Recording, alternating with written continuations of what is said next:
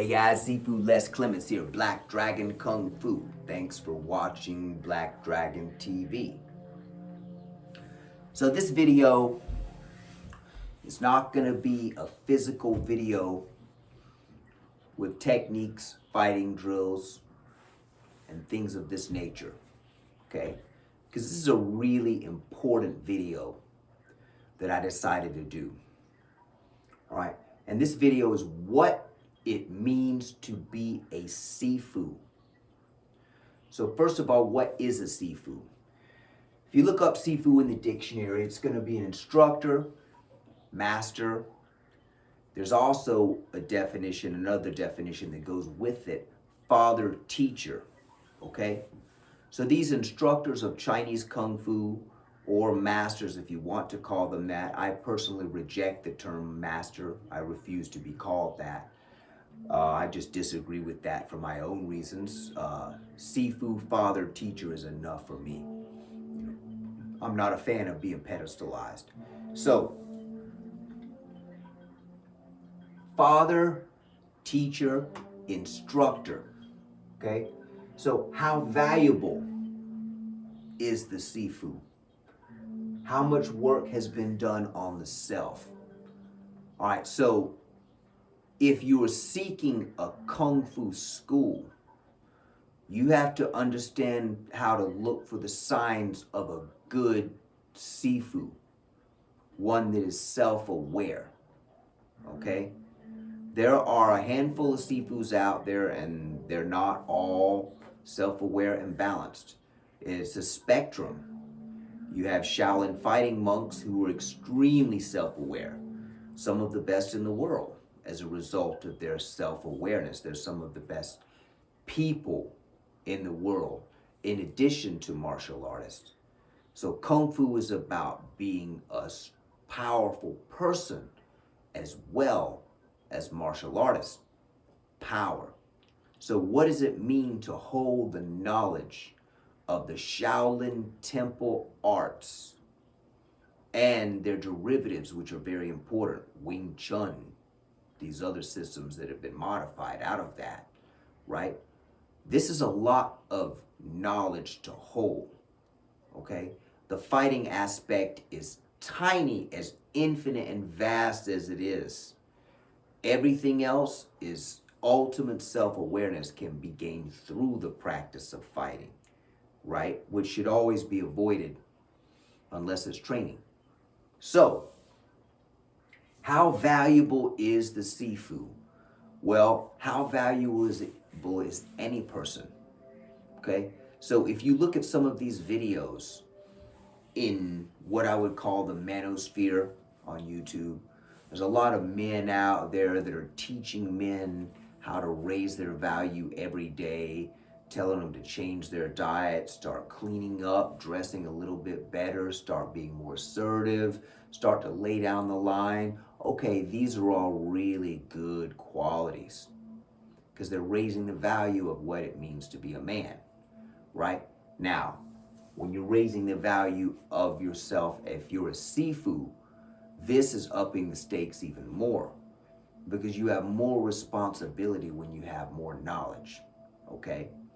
So it all depends on how self-aware you really are. So being a Sifu means being patient, being honorable when you can. There's some times when you cannot be honorable, okay? Self-defense, there's no such thing as honor in a fight, okay? But if it's not conflict, you want to be honorable as often as you can. When you can, rather. That's a very important quality. Being respectful is a crucial quality of being a Sifu. Because if you're not a respectful person, conflict can be created around you. People don't feel good around you.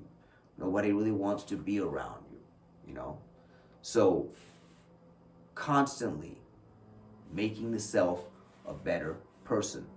Being respectful, being honorable, discipline. You have to be disciplined. A Sifu is a Sifu because their discipline sets them apart from the vast majority of people. Okay? It's amount of discipline.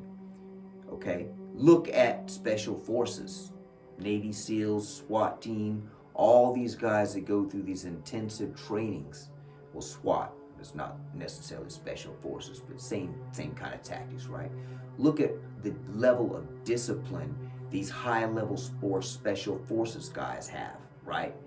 Very high levels of discipline. They maintain their body, they maintain their weight, they keep fit. Another quality of a Sifu. Be fit. Okay? It's not easy to represent a martial art when you're not fit and really obviously out of shape. Now, it may not have much bearing on the skill level. Skill level may be the same, but it's unhealthy.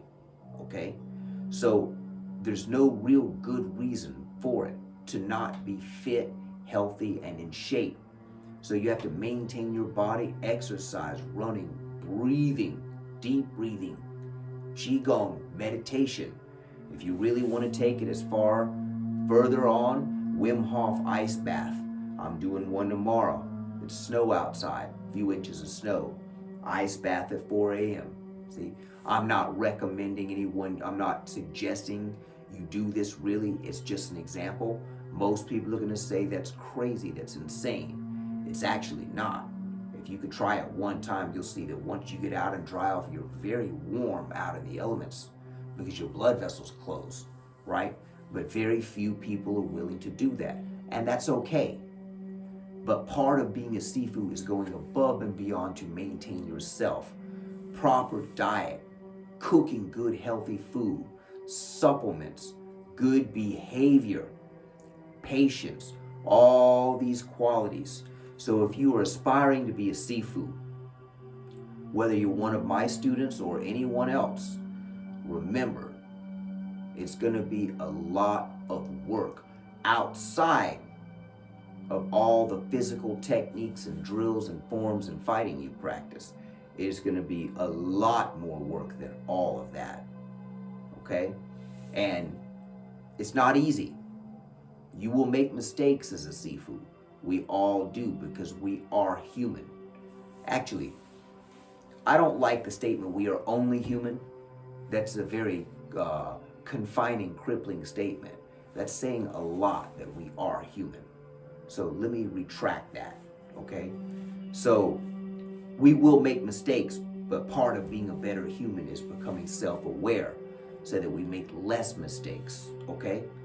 So what are the qualities of a high-value student?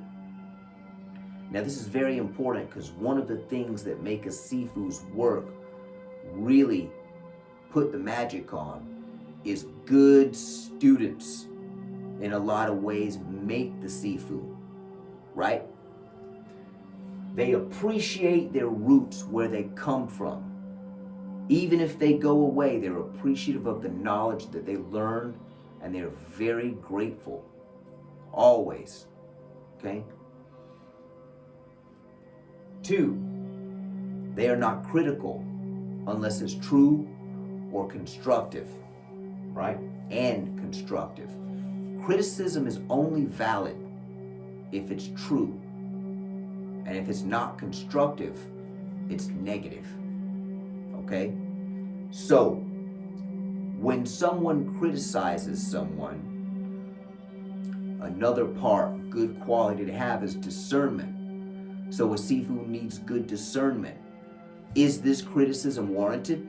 Is this criticism that I'm being fed warranted? Or is this person projecting and is it insecure? So you have to really look at this and really decipher which one it is and have an ability to be accurate with that. Because if you don't, you may treat someone negatively as a result of a perceived belief, a perceived threat, a perceived issue. So these are all things that go hand in hand with being a teacher who's passing on knowledge, to not judge people properly or improperly, to allow room to look at the self, introspection, right? So the students are not critical unless it's true and constructive. Now, the third quality of a high value student, they are confident, and Sifu has confidence in them. Okay? So I know that the students I've trained, I've had thousands of students in my time. And I know the ones that have stuck with me, I am confident in them. Okay? My latest one being Sifu Rob Jackson. Just certified him as a Wing Chun Sifu, Chongqian rather. You can check the videos out to see the explanation of that. Right? Solid Sifu. Respectful, honorable, discerning, sharp as a tack. Kind, but not taking any shit. Okay? Pardon the French. So, these three qualities are crucial, right? Because they are part of being self-aware. So there are always going to be people that do not demonstrate these qualities. Are Kung Fu students always going to demonstrate these qualities consistently? No. Right? They're going to slip sometimes. And so is the Sifu. But if the Sifu is trained right, he'll slip less. Okay? I say Sifu, I say he because Sifu means father. It's a male patriarch type of a term. I do not know the word for a female Sifu. You can research that and probably find it pretty easily. But anyway, these three qualities are crucial because they're a part of self-awareness. So sometimes they will slip, but the practice of keeping this consistent is what creates the growth. Constantly looking at the self to see, am I doing this right? Not being afraid to ask if you don't know something. That's a quality of a high value student and a high value Sifu. They don't know something, ask, right? So, these three things define what a high value student is. Now remember, there's always going to be people that are going to reject because they're insecure. And if you want a really good example of insecurity, just look at the comment below the last video I did on the 2000 rule. Basically, this guy is, I don't want to spend much time on this at all, as little as possible. You can read the comment there. Basically, this guy says he used to train with me for 4 years, which I believe, but I've had thousands of students, so I'm not sure. He sends me 2 different comments. They're both on there. Doesn't really say his name, says he's going for an instructorship in another system, and he's very critical in the latest comment. You can read it. But he's promoting the idea that I have a perception that I don't have, that I believe that I can do things perfect and continue to try in a delusional type of a way, when that is not true. So Sifu Les Clements does not believe anything can be perfect, okay? Never done one perfect punch. Like I say, ask the warrior monks of Shaolin. If their technique is perfect, they'll laugh at you. What are you talking about? Of course not. That's why we do Kung Fu. But the comment basically just projected to the YouTube community that this teacher is basically doing that. Chasing an impossible dream, he says. Okay, so let me address that. Sifu Les Clements does not chase anything any more than any other Sifu does. Any more than any man should. Chasing, we should be manifesting. Things come to us when we manifest. Okay, so that's a projection. All right, an impossible dream. What he's saying is impossible. And that's why we're doing this, because we know that we can get as close as we possibly can without becoming absolutely perfect. So, with no more time on that, that's about it. So, remember, when this type of criticism comes, a Sifu or a high-value student of Kung Fu can recognize that as just simple insecurity. It's not really anything. I mean, there's no appreciation, there's no respect there, so You can see it. So if you're gonna be a Sifu, you've also got to remember diversity in techniques of teaching. Everybody learns differently.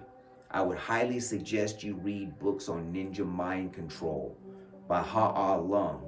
He talks about the watcher, the listener, the toucher, reading body language, understanding what senses certain people dominate senses dominate them. Some people are listeners. It's better to speak certain words to them that resonate. Other people are watchers. It's better to use visual words like look and watch. Let me show you something if you want to resonate with them. Some people feel more.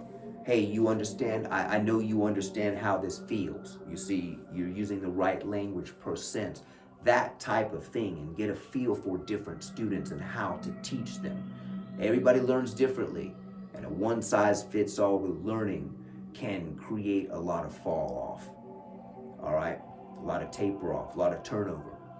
So anyway, if you found this video helpful on what it means to be a Sifu, click the like button.